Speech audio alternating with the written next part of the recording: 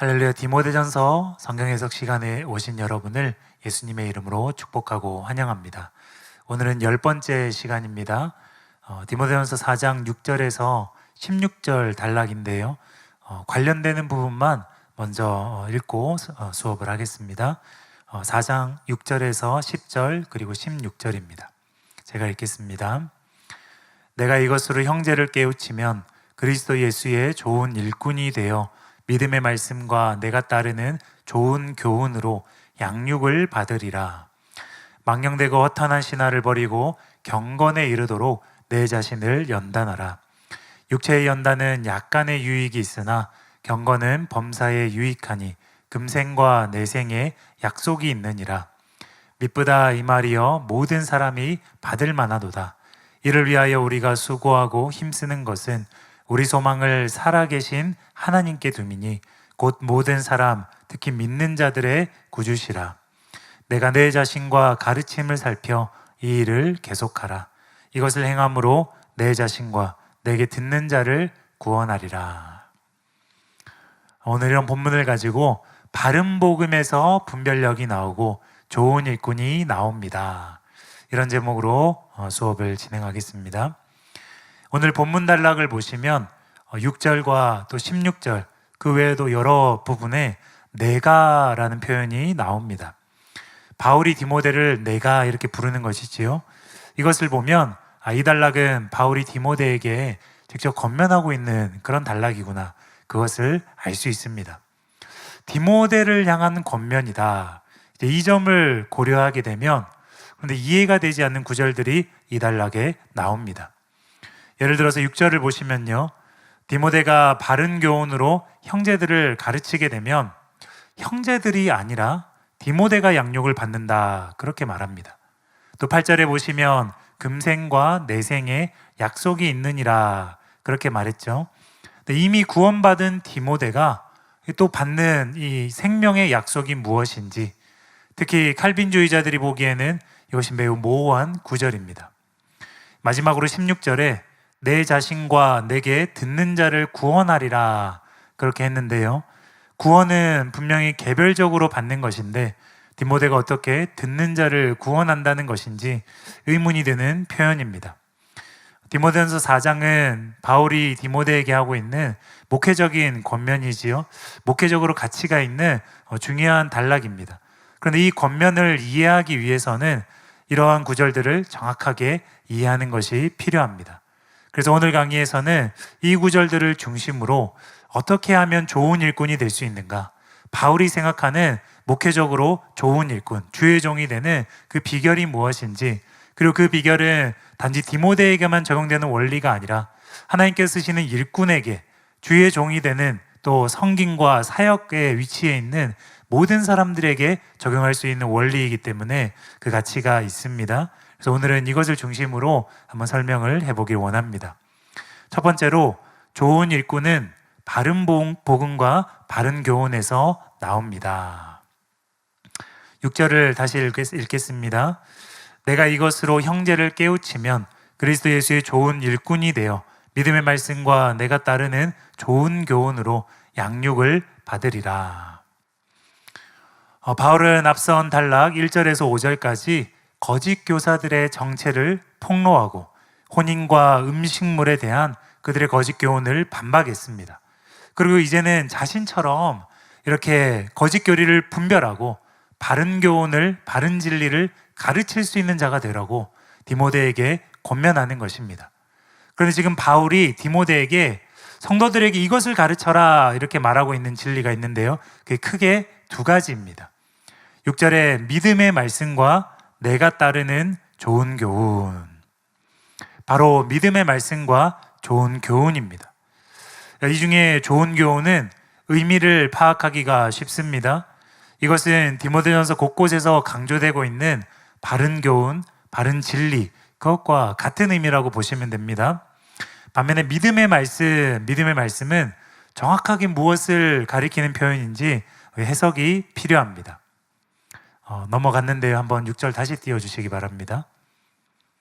네, 여기 보면 믿음의 말씀과 내가 따르는 좋은 교훈으로, 이런 것으로 형제를 깨우치고 또 이런 것으로 양육을 받는다 그렇게 말하지요. 근데 여기서 믿음의 말씀은 한글 성경에는 표현이 안 돼 있지만 관사와 함께 쓰였습니다. 그래서 그 믿음의 말씀 이렇게 쓰였습니다.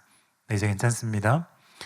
이 표현은 여러분이 자주 들어서 아시겠지만 이것은 믿는다라는 행위가 아니라 믿음의 대상이 되는, 믿음의 내용이 되는 그런 사도적인 가르침, 바른 진리를 의미합니다. 그러므로 믿음의 말씀은 우선 이렇게 이해해야 되죠. 우리가 믿어야 할 바른 진리의 말씀이다. 그것을 의미합니다. 그런데 문제는 바로 뒤에 똑같은 의미인 좋은 교훈 그 말씀이 나온다는 것이죠. 그런데 이 둘은 같은 의미를 두 번 반복해서 사용해서 강조하려고 하는 그 중언법이라는 것이 있죠. 근데 여기서는 그렇게 중언법으로 쓰이지 않았습니다. 원어를 보시면 한쪽은 말씀이고 한쪽은 가르침입니다. 바울이 목회서신에서 이 말씀과 가르침을 구분해서 이렇게 사용했습니다. 잘 다스리는 장로들에 대해서 5장에서 말할 때도 말씀과 가르침에 수고하는 자들 구분해서 말했어요. 그래서 이렇게 분명히 바울이 구분해서 말한 것이기 때문에 이건 똑같은 것을 두 번 말하는 것으로 볼 수 없다는 것이지요. 그리고 목회서신의 용례들을 이렇게 비추어 보면 여기 나오는 믿음의 말씀은 바른 진리 중에서 바른 복음을 의미한다고 보아야 합니다. 이한수 교수님이 이 점을 잘 지적했습니다. 디모데를 양육하는 수단은 믿음의 말씀 또는 그가 따르는 좋은 교훈이다. 전자는 믿을 만한 말씀을 뜻할 수도 있지만 좋은 교훈과 병행 관계에 있기 때문에 복음의 진리 자체를 지칭한다. 실제로 디모데전서 1장에 보면 바울은 복음과 그것에서부터 파생되는 교훈, 이것을 구분하고 그러면서도 병행하여서 표현했습니다. 1장 10절, 11절 말씀입니다. 기타 바른 교훈을 거스르는 자를 위함이니 이 교훈은 내게 맡기신 바 복되신 하나님의 영광의 복음을 따름이니라. 여기 보시면 하나님의 영광의 복음이 나오고 그 복음을 따른 교훈이 이 교훈이라고 나옵니다. 바른 교훈이라고 나옵니다. 그러므로 복음이 있는 것이고 그 복음을 기초로 하여서 복음에서 파생된 바른 교훈이 있다고 이렇게 구별하여서 바울이 말하고 있는 것에 유의해야 된다는 것입니다. 복음은 우리가 믿어야 할 말씀입니다.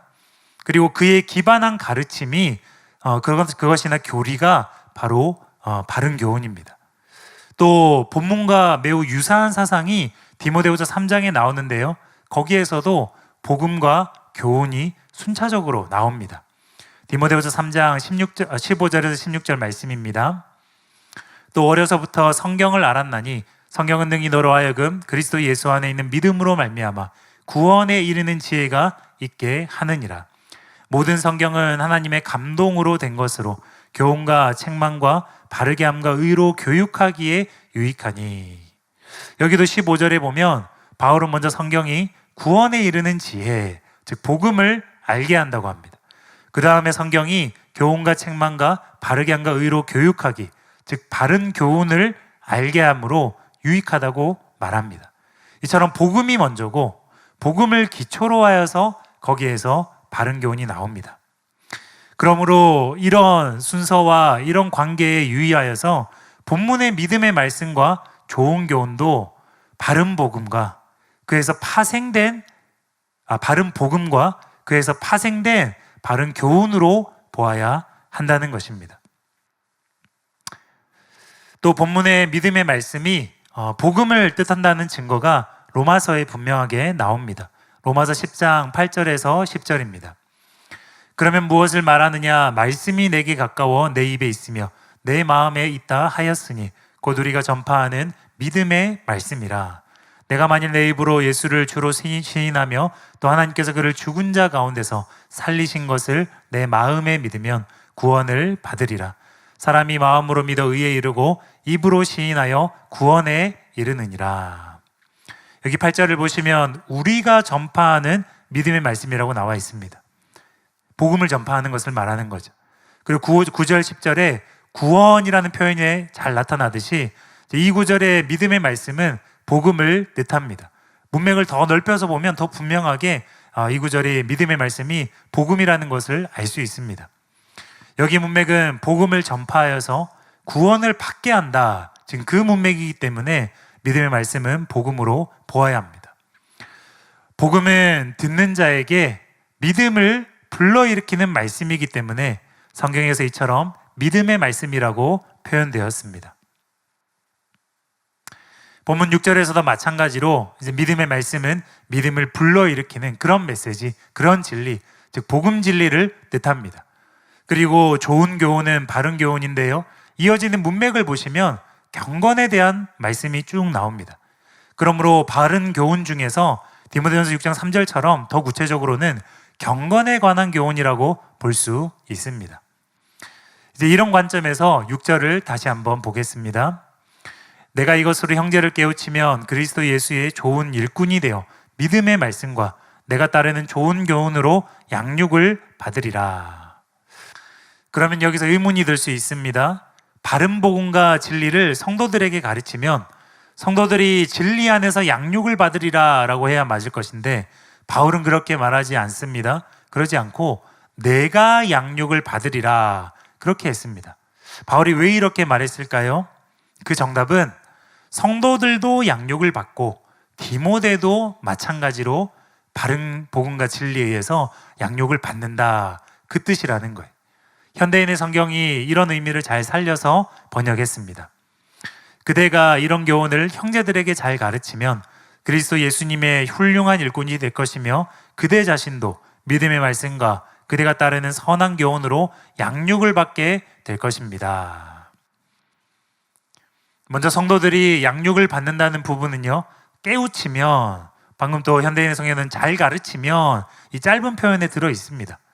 이 단어는 알게 하다, 가르치다 라는 뜻인데요, 그 원어의 의미를 보면 아래에 놓다, 아래에 기초를 쌓다, 그런 의미가 있습니다. 즉 디모데가 에베소 교인들의 믿음을 위해서 진리의 기초를 놓는다, 진리의 기초를 쌓는 건축가다, 그런 의미가 내포된 것으로 볼 수 있습니다. 거짓 교훈에 쉽게 휩쓸리는 것이 아니라 굳건한 진리의 기초 위에서 성도들을 세움으로써 그들을 가르치고 양육한다, 그런 의미가 이 표현에 들어있는 것이지요. 그리고 더 나아가서 바른 가르침은 가르치고 있는 디모데도 동시에 양육합니다. 왜냐하면 진리는 그가 누구이든 모든 영혼들에게 영적인 양식이 되기 때문입니다. 존 스토트가 이 점을 잘 설명했습니다.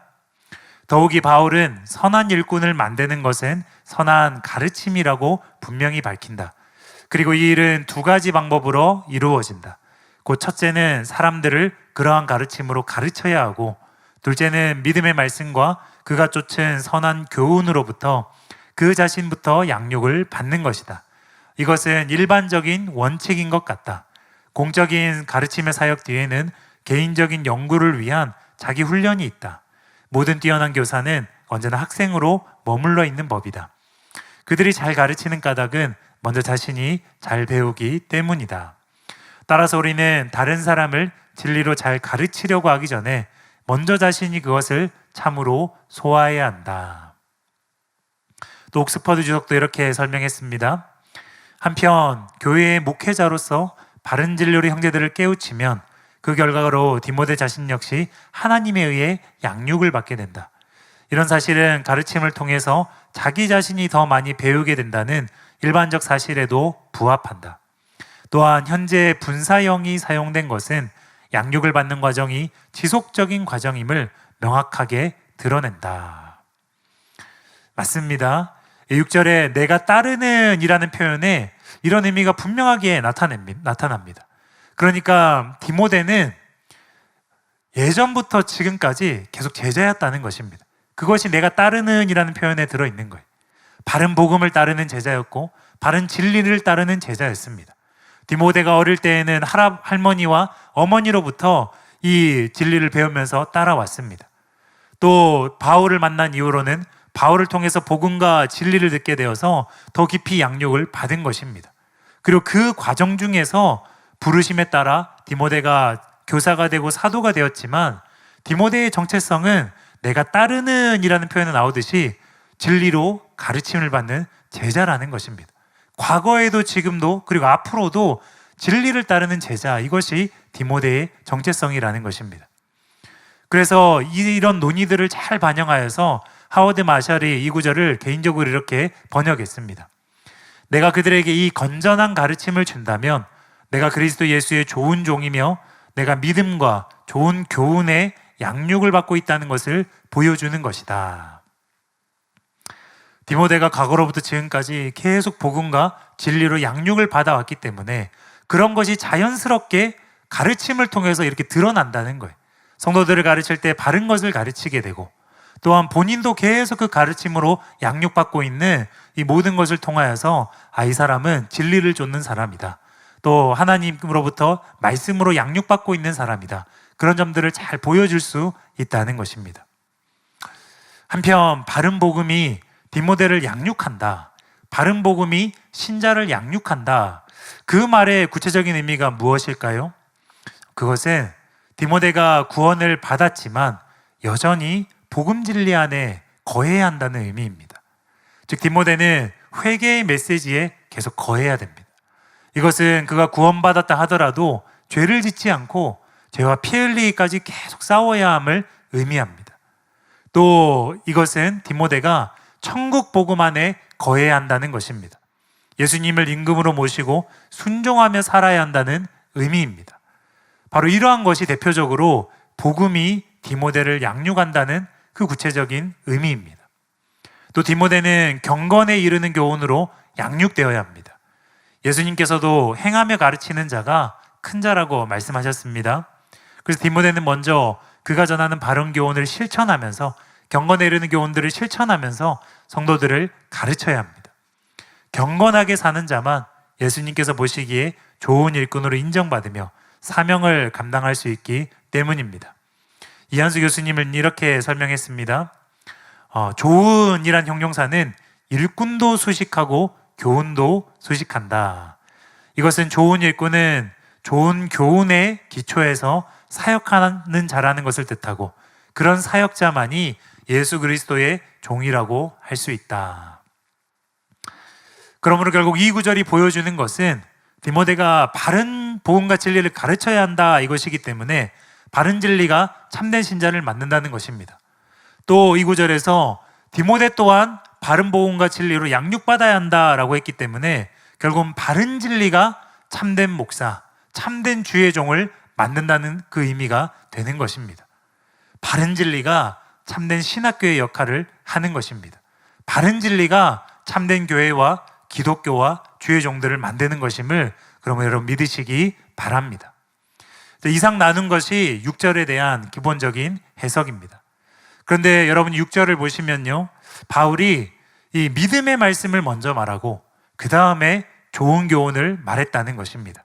이 순서가 보여주는 또 다른 빛이 있고 의미가 있습니다. 그것은 분별력의 기초가 이 바른 복음에서부터 나온다는 것입니다.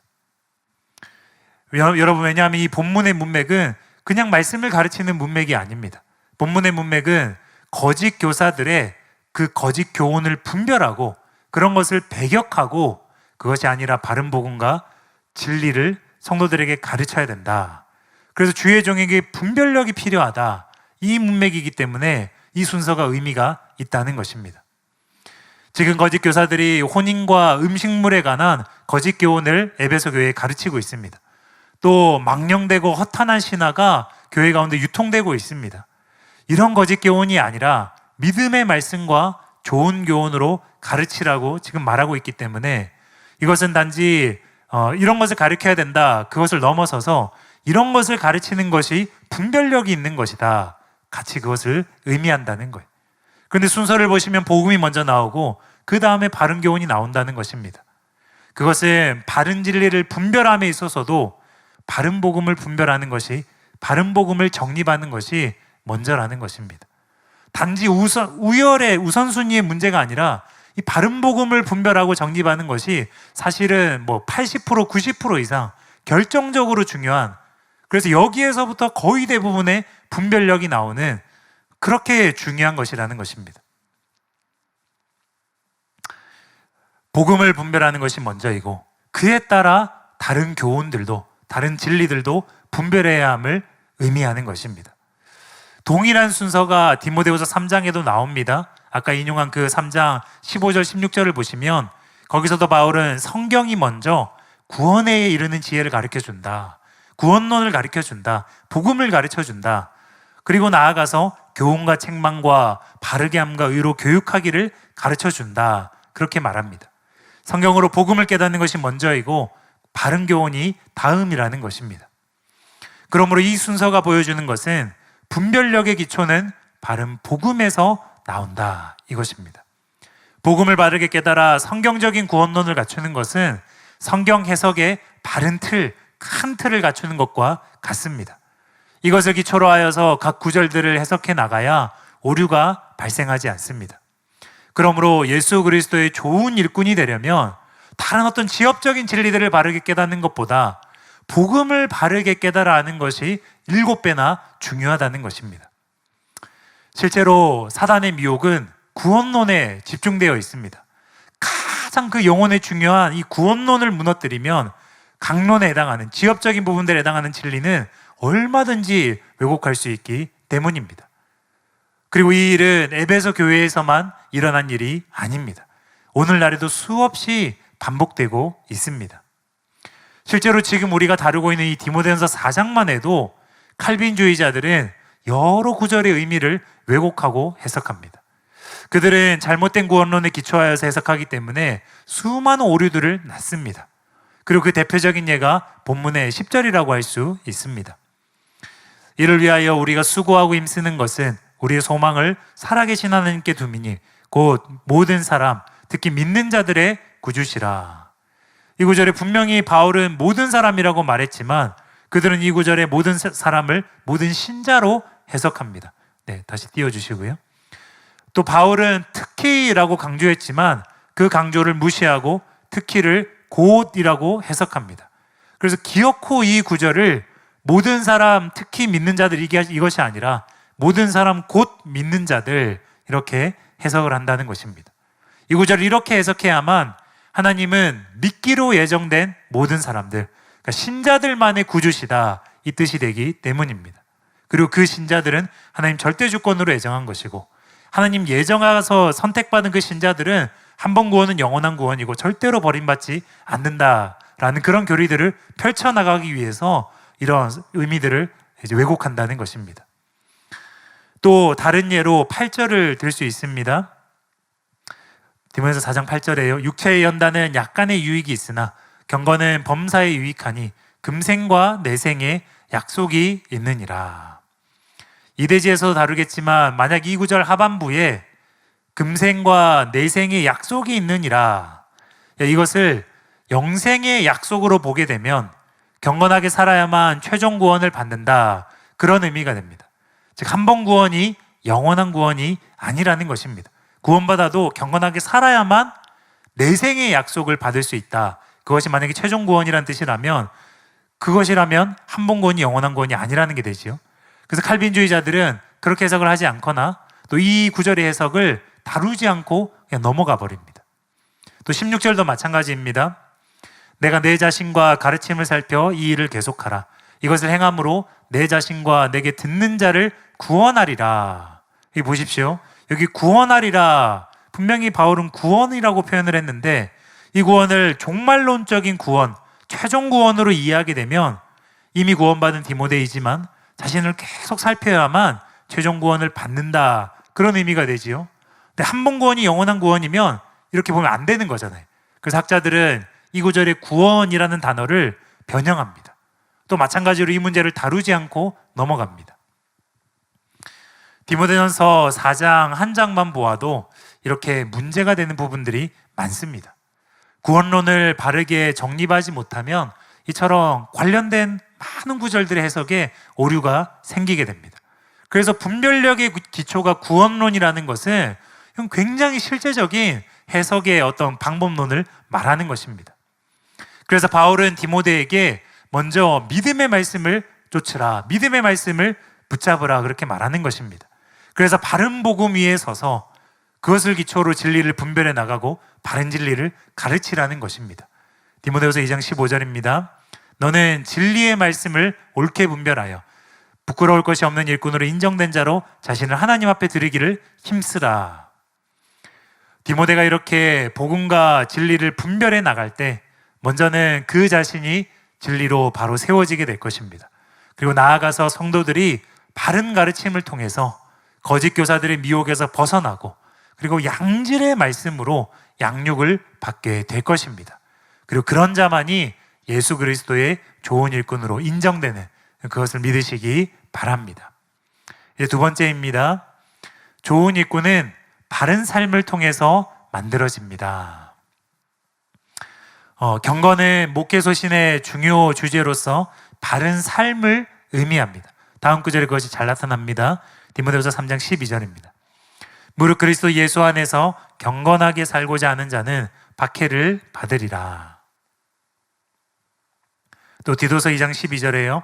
우리를 양육하시되 경건하지 않은 것과 이 세상 정욕을 다 버리고 신중함과 의로움과 경건함으로 이 세상에 살고. 이처럼 경건은 하나님 앞에 바르게 사는 것입니다. 그런데 신자는 최종 구원을 받을 때까지 하나님 앞에 바르게 살아야 합니다. 그래서 경건을 이룬 것으로 말하지 않고 경건에 이르도록이라고 7절에 표현이 된 것입니다. 7절 말씀을 보면요. 망령되고 허탄한 신화를 버리고 경건에 이르도록 내 자신을 연단하라. 이처럼 경건은 완성된 것이 아니라 신자가 연단해야 될 목표입니다. 그리고 경건에 이르려면 바른 진리를 아는 것이 필수적입니다. 경건에 이르는 길이 바른 진리라는 것입니다. 디모데전서 4장 6절에 7절입니다. 믿음의 말씀과 내가 따르는 좋은 교훈으로 양육을 받으리라. 망령되고 허탄한 신화를 버리고 경건에 이르도록 내 자신을 연단하라. 이처럼 경건은 거짓 교훈을 버리고 바른 진리를 따를 때에 이루어지는 것입니다. 이것이 경건에 이르는 방법입니다. 6절에서 바울은 바른 복음과 교훈으로 디모데가 양육받아야 한다고 말했지요. 자, 이것은 말씀으로 양육되는 차원을 말한 것입니다. 그리고 이어지는 7절은 이제 삶의 차원으로 들어가는 거예요. 바울은 경건에 이르도록 내 자신을 연단하라 라고 말해서 이제 경건이 삶의 순종을 통해서 훈련되고 연단되는 것임을 말하고 있습니다. 그런데 만약에 칼빈주의자들이 이해하는 것처럼 경건이 최종 구원과 관련된 것이 아니라 단지 사역의 열매 또는 천국의 상급과만 관계되는 것이라면 이 구절 좀 이상한 것이 있습니다. 만약 그런 것이라면 바울이 쓰고 있는 이 훈련의 이미지가 너무 강하다는 거예요. 너무 강한 표현을 써서 이 구절을 이끌어 나가고 있다는 거예요. 이것이 최종 구원과 관련이 있기 때문에 그렇게 강력하게 강조를 해서라도 바울이 경건에 이르도록 하라, 훈련하라 이렇게 봐야 자연스러운 것인데 칼빈주의자들처럼 사역의 열매나 상급과만 관계가 있다면 바울이 쓰고 있는 훈련의 이미지가 너무 강하다는, 그래서 어색하다는 문제가 발생합니다. 실제로 여기서 연단하다라는 단어는요, 연습하다, 훈련하다라는 의미인데 이것은 오늘날의 훈련과는 좀 의미가 다릅니다. 굉장히 강한 의미. 당시에 운동 경기를 준비하는 선수에게 쓰인 단어인데요, 그 훈련의 차원이 오늘날 운동선수의 차원과는 달랐다고 그럽니다. 토마스 오덴은 이렇게 말했습니다. 디모데는 이 경건을 위한 경주에서 마치 운동선수가 하는 것처럼 자신을 훈련시키도록, 그리고 어리석은 이론들에 의해 산만해지지 않도록 하면서 이 중대한 경기에 영적으로 자격을 갖추도록 가르침을 받았다. 이상근 박사님은 이렇게 말했습니다. 고대 올림픽이나 이스무스 경기를 위한 연습은 실로 엄중하여서 때로는 죽는 자들도 나왔다. 정말로 가혹하게 육체를 훈련하고 연습하는 그것을 말하는 것입니다. 쉽게 말해서 죽기 살기로 훈련하고 연습하는 그런 이미지라는 거예요. 바울은 이렇게 치열한 훈련과 연습의 이미지를 사용하고 있습니다. 그리고 이런 이미지가 이어져서 8절 말씀이 나온 것입니다. 8절 말씀이에요. 육체의 연단은 약간의 유익이 있으나 경건은 범사에 유익하니 금생과 내생의 약속이 있느니라. 이 구절에 경건이 상급이 아니라 최종 구원과 관계된다는 분명한 증거가 나옵니다. 앞구절에서는 훈련의 이미지가 너무 강한데 이거는 그냥 상급과 관련된 것이라기보다는 최종 구원과 관련됐기 때문에 이런 강한 표현을 썼다. 그런 간접적인 증거를 말씀드린 것이고요. 이제 8절에서는 더 직접적인 증거가 나옵니다. 이 구절은 우리에게 매우 익숙하고 유명한 구절입니다. 근데 정확하게 그 뜻이 무엇인가? 그렇게 물어보면 잘 모르는 경우가 대부분입니다. 육체의 연단은 긍정적인 것인가 부정적인 것인가? 또 경건은 범사에 유익하다 그랬는데 그 범사에 유익하면은 영적인 유익만 포함되는 것인가? 아니면은 실제적인 물질적인 축복 같은 것들도 포함되는 것인가? 또 금생과 내생의 약속의 구체적인 뜻은 무엇인가? 이러한 포인트들에서 다 논쟁이 있습니다. 그리고 이것이 우리 성도님들에게는 명확하게 그 뜻을 다 알고 있는 분들은 많이 없을 수 있습니다. 그래서 해석이 필요한 부분이어서 수업을 하는 것입니다. 먼저 육체의 연단은 7절에서 바울이 연단하라 라고 말한 그 단어에서 이어진 논의입니다. 훈련의 이미지가 이어져서 육체의 연단이 나온 것입니다. 운동선수들이 훈련하듯이 육체를 정말 극한으로 단련하고 훈련하는 그런 이미지이지요. 이것은 짧은 이생에서 육체를 건강하게 사용하도록 돕기 때문에, 또는 운동선수들이 경기에 승리할 수 있도록 돕기 때문에 약간의 유익이 있다, 그런 면에서 긍정적으로 표현한 것이 맞습니다. 그리고 문맥상 강조점은요, 육체의 연단에 있는 것이 아닙니다. 이건 비교를 하기 위해서 든 것이고, 강조는 비교되고 있는 대상인 뒤에 경건의 연단에 있습니다. 경건의 유익이 있습니다. 육체의 연단은 약간의 유익만 있는 데 반해서 경건의 연단은 범사에 유익하다는 것입니다. 이 점을 서로 대조하기 위해서 육체의 연단을 예로 든 것 뿐이라는 거예요. 그렇다면 이렇게 강조되고 있는 경건의 연단이 범사에 유익하다, 이것은 구체적으로 무슨 의미일까요? 또 이 유익에는 현세의 축복이 포함되는 것일까요? 이 의문에 대한 답은 이 구절의 병행구절이라고 할 수 있는 예수님의 말씀에 있습니다. 오늘 조금 이제 설명들이 평소와는 다르게 조금 짧지요? 빠르게 진행이 되고 있습니다. 왜냐하면 세 구절에 대한 해석을 다루고 있기 때문에 그렇습니다. 더 알기 원하시는 분들은 밑에 각주에 조금씩 설명들이 더 있으니 그 각주나 구절들 한번 더 찾아보시면 좋겠습니다. 예수님은 마가복음 10장 29절 30절에서 이렇게 말씀하셨습니다. 예수께서 이르시되 내가 진실로 너희에게 이르노니 나와 복음을 위하여 집이나 형제나 자매나 어머니나 아버지나 자식이나 전토를 벌인 자는 현세에 있어 집과 형제와 자매와 어머니와 자식과 전토를 100배나 받되 박해를 겸하여 받고 내세에 영생을 받지 못할 자가 없느니라. 여기 30절처럼 경건이 범사에 유익하다라는 것은요, 순종하는 자에게 임하는, 또 의를 위하여 박해받는 자에게 임하는, 예수님과 복음을 위하여 박해받는 자에게 임하는, 순종하는 자에게 임하는 그 현세의 축복들, 그것을 배제하는 것은 아닙니다. 분명히 그것은 아닙니다. 그런데 마가복음 말씀과는 달리 디모데전서에서의 강조점은 그런 현세의 축복이 아니라 금생과 내생의 약속입니다. 왜냐하면 8절 말씀을 다시 보시면요, 하반절을 보시면 경건은 범사에 유익하니 금생과 내생의 약속이 있느니라. 분명히 범사에 유익하다라고는 말은 했지만 그것에 대한 구체적인 설명으로서는 금생과 내생의 약속이 있다, 이것 한 가지만 들고 있기 때문입니다. 이처럼 바울은 본문에서 경건의 연단으로 금생과 내생의 약속을 누린다, 이것에 강조점을 두고 설명하고 있습니다. 그렇다면 금생과 내생의 약속은 또 무슨 의미일까요? 개정개혁 성경은 번역이 조금 헷갈리게 되어 있습니다. 그런데 새 번역을 보면 본문의 약속이 생명의 약속을 의미하는 거구나, 그것을 분명하게 알 수 있습니다. 새 번역으로 8절을 다시 보면요, 몸의 훈련은 약간의 유익이 있으나 경건 훈련은 모든 면에서 유익하니 이 세상과 장차 올 세상의 생명을 약속해 줍니다. 이처럼 약속은 생명의 약속입니다. 그리고 이것은 다음 구절들에 더 잘 나타납니다. 디모데후서 1장 1절 말씀이에요. 하나님의 뜻으로 말미암아 그리스도 예수 안에 있는 생명의 약속대로 그리스도 예수의 사도된 바울은. 그리고 여기에 생명의라는 표현은 다음 구절처럼 약속의 내용이 생명이라는 의미입니다. 디모데후서 1장 1절도 그럴 수 있지만 이제 본문 8절의 생명의 약속에서 그 생명의가 약속의 내용이 생명이다. 약속의 구체적인 그 내용을 생명으로 담고 있다. 이런 의미라는 거예요. 요한일서 2장 25절입니다. 그가 우리에게 약속하신 것은 이것이니 곧 영원한 생명이니라. 영원한 생명을 약속하셨다. 약속의 내용이 영생이다. 그 뜻이라는 거예요.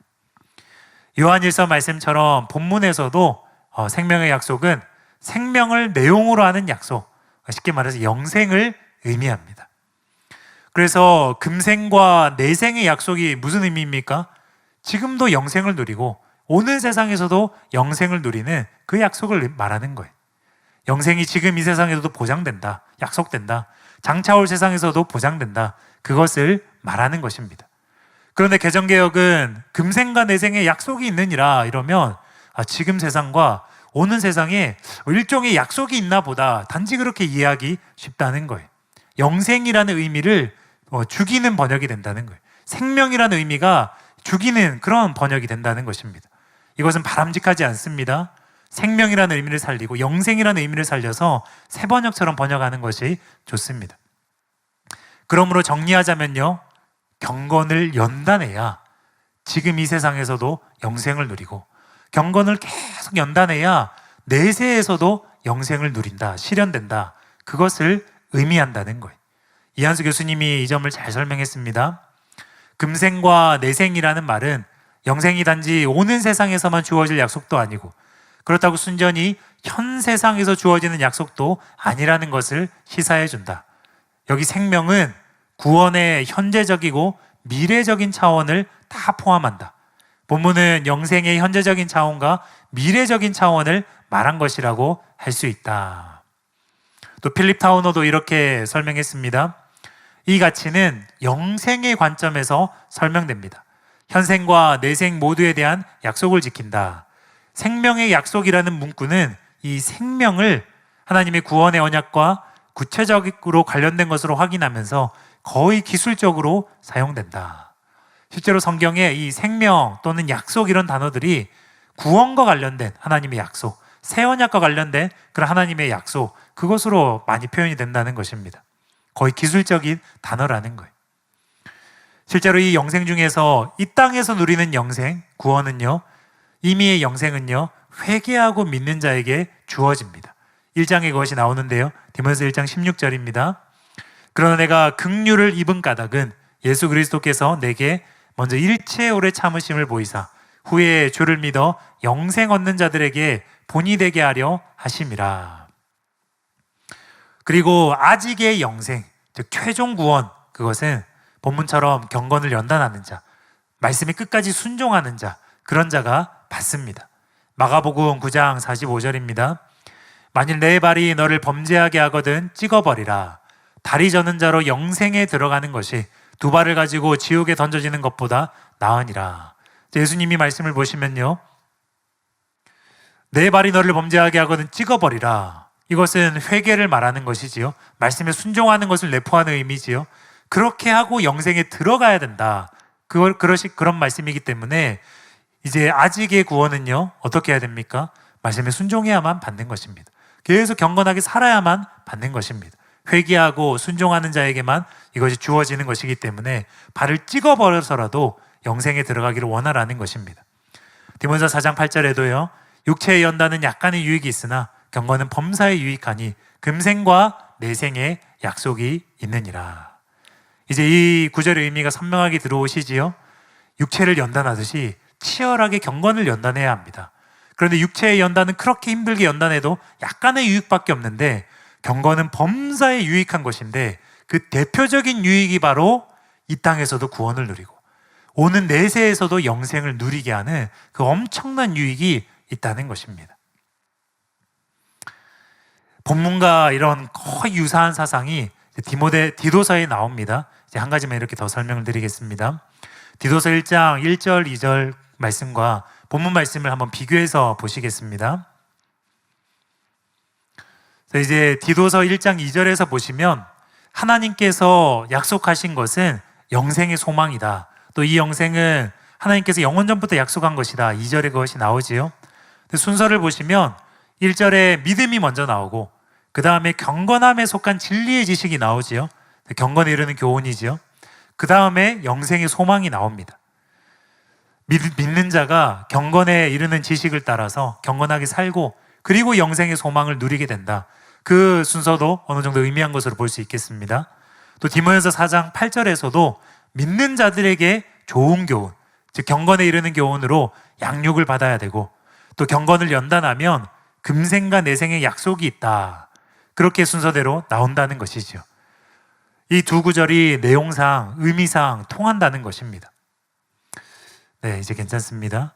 그러므로 디모데전서 4장 8절에 금생과 내생의 약속은 영생을 말하는 것이 분명합니다. 구원받은 디모데라 할지라도 사도라 할지라도 경건을 삶에서 부단히 연단하고 순종을 나타내고 실천해야 지금과 오는 세상에서 영생을 유지하고 누릴 수 있다는 것입니다. 그러므로 이 구절에서 바울이 말하는 바는 한 번 구원은 영원한 구원이 아니라는 것입니다. 금생에서 영생을 누리는 구원받은 신자라도 경건에 이르도록 부단히 연단해야 내생에도 영생의 약속이 있다. 영생을 누린다는 것입니다. 경건한 자는 이처럼 생명의 약속이 있습니다. 그러나 반대로 경건치 못한 자는 그 약속이 없습니다. 즉 지옥에 가는 것입니다. 그리고 이 해석은요, 이 구절을 이렇게 해석하게 되면 이어지는 10절의 해석에 큰 영향을 미치게 됩니다. 10절 말씀을 보면요, 이를 위하여 우리가 수고하고 힘쓰는 것은 우리 소망을 살아계신 하나님께 두미니 곧 모든 사람 특히 믿는 자들의 구주시라. 잠깐만 보시면요, 제일 처음에 이를 위하여 이것은 8절을 받는 것입니다. 왜냐하면 9절은 미쁘다 이 말씀이요 모든 사람이 받을 만한 것이로다. 그것은 삽입구인데요, 한 5번 정도 목회서실에 나오는 삽입구입니다. 그래서 8절에서 10절로 넘어가는 것으로 봐야 되는데, 지금까지 살펴본 대로 8절에서 바울은 신자라도 경건치 않은 자는 영생을 잃어버린다고 말했지요. 이거는 칼빈주의와 반대되는 진리이고 내용입니다. 그러므로 10절 말씀을, 지금 보는 이 10절 말씀을 칼빈주의자들처럼 한 번 구원은 영원한 구원이라거나 아니면 하나님께서는 신자들을 위해서만 예정하시고 대속하셨다거나 절대 주권에 의한 예정론, 그런 식으로 해석하면 안 된다는 것입니다. 8절에 분명히 바울이 그 칼빈주의자들의 구원론과 반대되는 것을 말했는데 10절은 칼빈주의자들처럼 해석하면 안 된다는 것이지요. 네, 이제 괜찮습니다. 오늘날 수많은 목회자와 사역자들이 그리스도의 좋은 일꾼을 자처합니다. 그러나 본문의 기준에 의하면요, 하나님 인정하시는 좋은 일꾼은 먼저 바른 진리를 분별하는 자여야 합니다. 구원론을 제대로 분별하지 못했다는 점에서 이미 수많은 목회자들이 거기에서 나가 떨어질 것 같습니다. 그리고 더 나아가서 바른 진리를 분별하는 자일 뿐만 아니라 그 진리대로 사는 자, 경건을 부단히 연단하는 자, 그렇게 자신을 연단하는 자가 하나님 보시기에 좋은 일꾼이라는 것입니다. 이런 면에서 예수님께서 우리 최고의 본이 되십니다. 사도행전 1장 1절에서 2절입니다. 데오빌로여, 내가 먼저 쓴 글에는 무릇 예수께서 행하시며 가르치시기를 시작하신부터 그가 택하신 사도들에게 성령으로 명하시고. 이처럼 예수님의 권위는 진리를 행하면서 나왔습니다. 진리를 행하면서 가르치셨기 때문에 예수님의 명령에는 권위가 있었습니다. 또한 예수님은 행하면서 가르치셨기 때문에 마찬가지로 그의 제자들도 행하면서 가르치는 사도들이 나온 것입니다. 자녀를 기르신 분들은 너무 잘 알 것입니다. 행하면서 가르치지 않는 것은 아이들에게 아무런 힘이 없습니다. 그러므로 좋은 일꾼이 되길 원하신다면, 성도들을 그래서 섬기길 원하시고 좋은 성도들을 길러내길 원하신다면 진리를 행하는 자가 되시기 바랍니다. 그럴 때 먼저는 내 자신이 이생과 내생의 영생을 누리게 될 것이고, 또 나아가서 행하며 가르치는 제자들을 기를 수 있게 될 것입니다. 여러분이 하는 가르침이 힘을 붙게 될 것이고 권위가 생기게 될 것이고, 그리고 그 가르침을 통해서도 순종하는 또 교사들, 순종하는 또 제자들을 길러낼 수 있게 될 것입니다. 이제 마지막 세 번째로요, 좋은 일꾼이 되려면 바르게 살고 바르게 가르치고 있는지 자신을 계속 살펴야 합니다. 대지 제목부터 한 번 구원은 영원한 구원이 아니라는 그 대지 제목이지요. 본문을 칼빈주의의 입각에서 보면 여러 구절들이 어색하게 된다는 것을 지금까지 군데군데 설명을 드렸습니다. 근데 이 점은 16절도 마찬가지입니다. 내가 내 자신과 가르침을 살펴 이 일을 계속하라. 이것을 행함으로 내 자신과 내게 듣는 자를 구원하리라.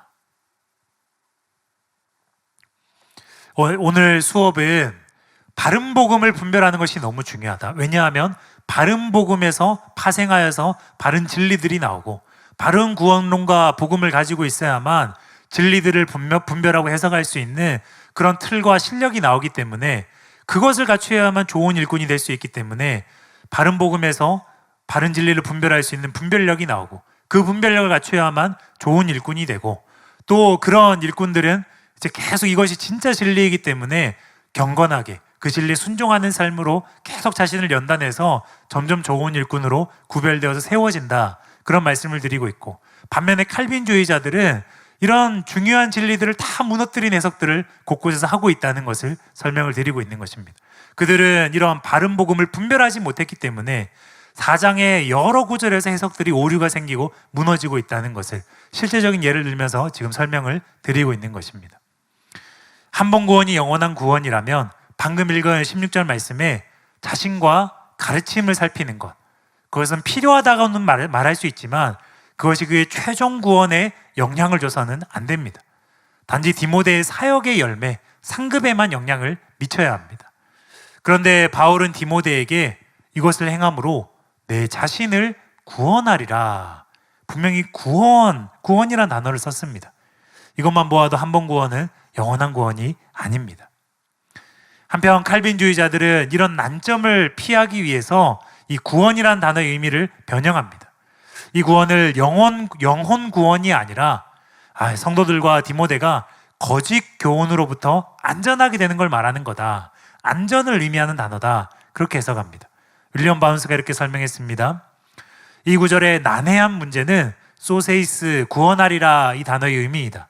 소세이스를 안전하게 되리라고 번역하고 디모데가 서신을 준행한다면 디모데와 그와 함께 있는 사람들이 에베소의 이단에서 안전하게 될 것임을 말하는 것으로 이 구절을 해석하도록 부추긴다.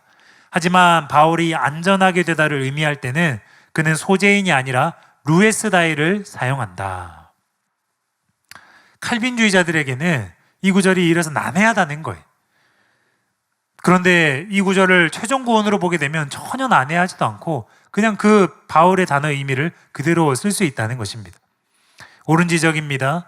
바울이 사용한 용례를 볼 때에 이 분명 구원하리라 라는 단어는 영혼의 구원을 의미합니다. 목회서신에서 이 구원은 항상 영혼의 구원을 의미했기 때문입니다. 또 문맥이 그것을 뒷받침합니다. 4장의 문맥에서 8절부터 영생을 논의하는 것으로 전환되었지요. 금생과 내생의 약속.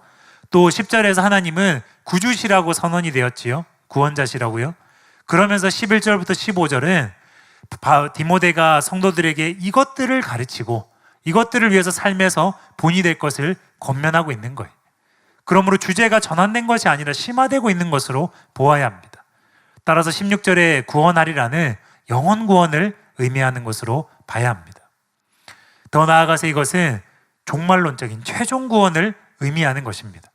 왜냐하면 디모데는 이미 구원받은 자이기 때문입니다. 그렇다면 이 구절은 어떤 의미가 됩니까? 구원받은 디모데도 계속 자신을 살펴보아야만 최종 구원을 얻는다. 그런 뜻이 되는 것입니다. 결국 이 구절은 한 번 구원은 영원한 구원이 아니다. 그것을 증거하는 구절이 됩니다. 다음으로 이 구절 하반절에 내게 듣는 자를 구원하리라. 이 의미에 대해서 해석을 해보겠습니다. 16절 말씀 다시 한번 띄워주시고요. 분명히 이 하반절에 보시면 내 자신과 내게 듣는 자를 구원하리라. 분명히 구원은 개인적인 것인데 바울은 마치 디모데가 듣는 자를 구원시킬 수 있다, 구원시킨다, 그런 식으로 오해되게끔 표현을 했다는 것입니다. 타인의 구원에 대해서 어떻게 이렇게 말할 수 있는지 난해하다는 것입니다. 그러나 이것은 단지 가르치는 자에게 그 가르침과 가르치는 사역의 중요성을 강조하기 위해서 거기에 초점을 두고 표현한 것입니다. 성경에 이런 표현들이 자주 나옵니다. 로마서 11장 14절을 보면요, 이는 혹 내 고력을 아무쪼록 시기하게 하여 그들 중에서 얼마를 구원하려 함이라. 고린도전서 9장 22절에요. 약한 자들에게 내가 약한 자와 같이 된 것은 약한 자들을 얻고자 하며 내가 여러 사람에게 여러 모습이 된 것은 아무쪼록 몇 사람이라도 구원하고자 함이니. 또 야고보서 5장 19절 20절에 보면요. 내 형제들아 너희 중에 미혹되어 진리를 떠난 자를 누가 돌아서게 하면 너희가 알 것은 죄인을 미혹된 길에서 돌아서게 하는 자가 그의 영혼을 사망에서 구원할 것이며 허다한 죄를 덮을 것임이라.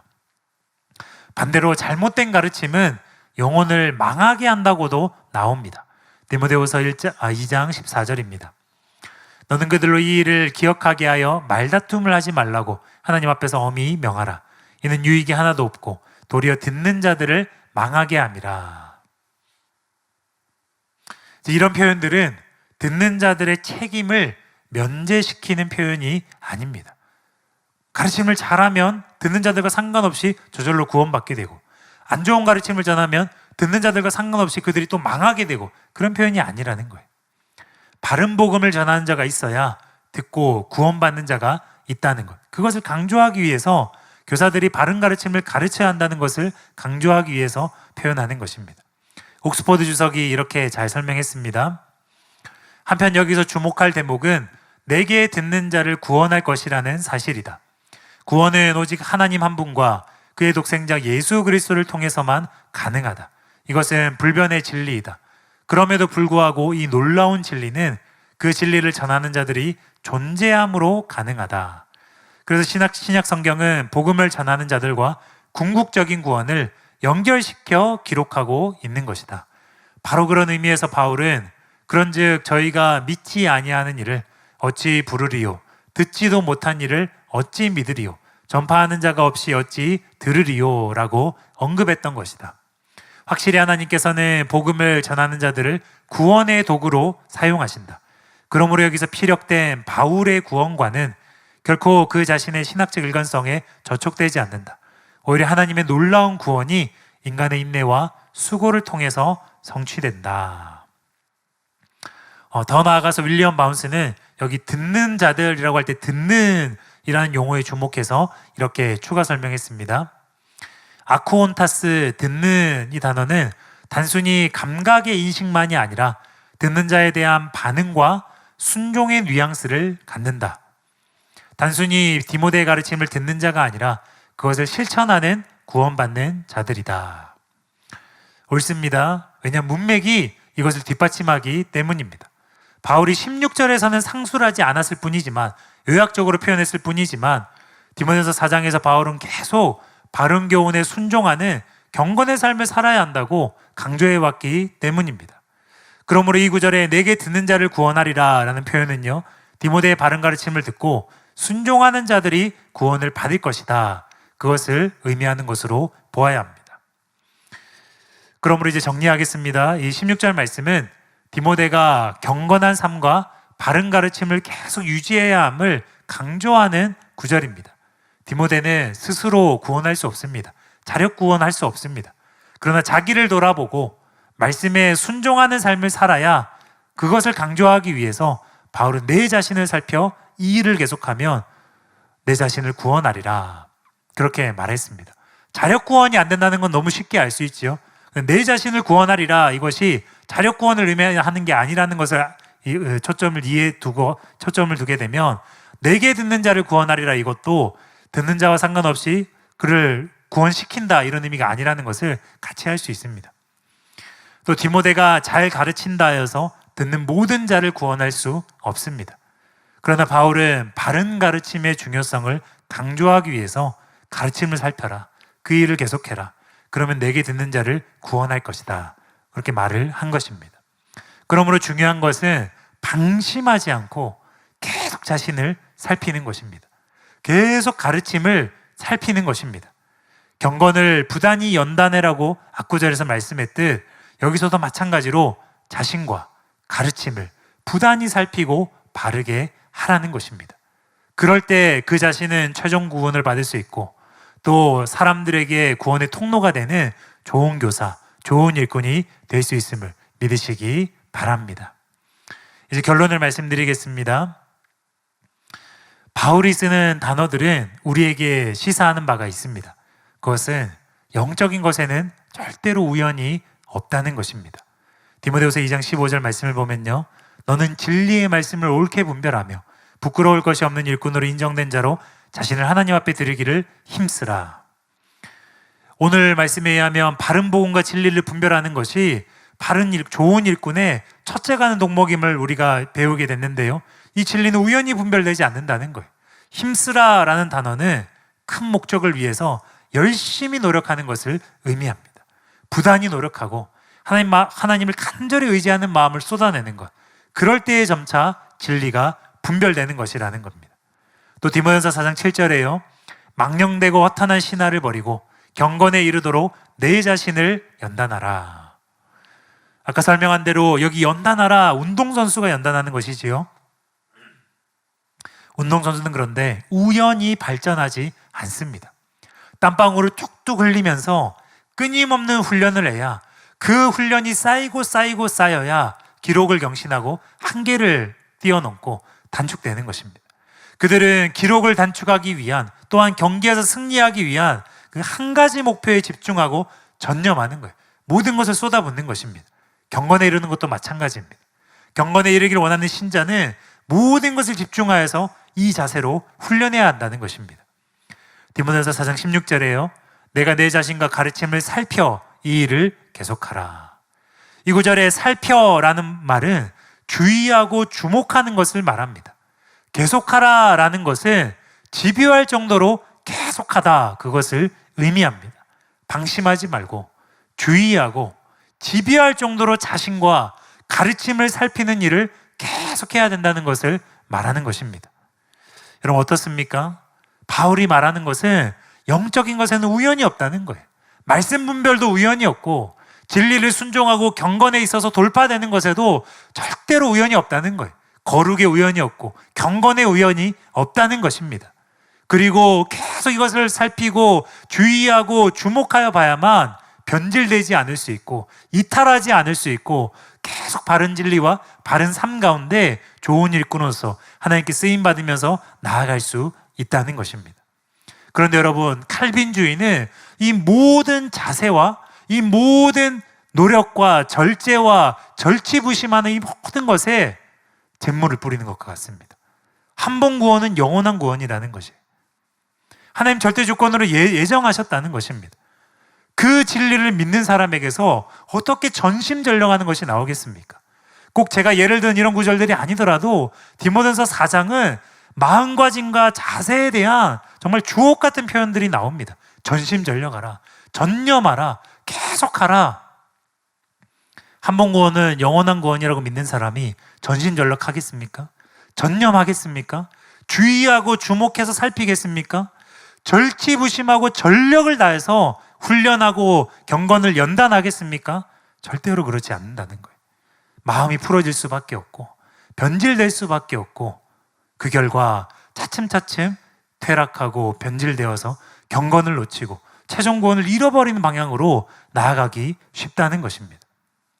그러므로 바른 복음을 분별하는 것이 얼마나 중요한 것인지, 여기에서 좋은 일꾼이 나오는 것이고 여기에서 다른 진리를 분별할 수 있는 참된 분별력이 나온다는 것을 여러분 믿으시기 바랍니다. 바울이 강조하는 것은 우연이 없다는 거예요. 영적인 모든 것은 사모하는 것만큼 받는 것이고 훈련하고 노력하는 것만큼 영적인 진보가 따른다는 것입니다. 본문은 우선 디모데에게 주어진 권면이지만 그리스도의 좋은 일꾼이 되는 이 원리는 모든 사역자에게 적용할 수 있습니다. 모든 평신도에게 적용할 수 있습니다. 그것이 하나님 나라의 어떤 자리이든 마찬가지 원리로 그는 분별력을 갖추고 바른 진리를 깨달아 아는 자가 되어야만, 그래야 그 말씀이 영혼을 거듭나게 하고 그 말씀이 영혼을 양육시키기 때문에 그가 하는 모든 사역과 복음 전파와 섬김을 통해서 자신도 그 말씀으로 양육받고 자신의 그 섬김과 사역을 통해서 그 신자가, 영혼들이 그 말씀의 혜택을 제대로 받을 수 있다는 것입니다.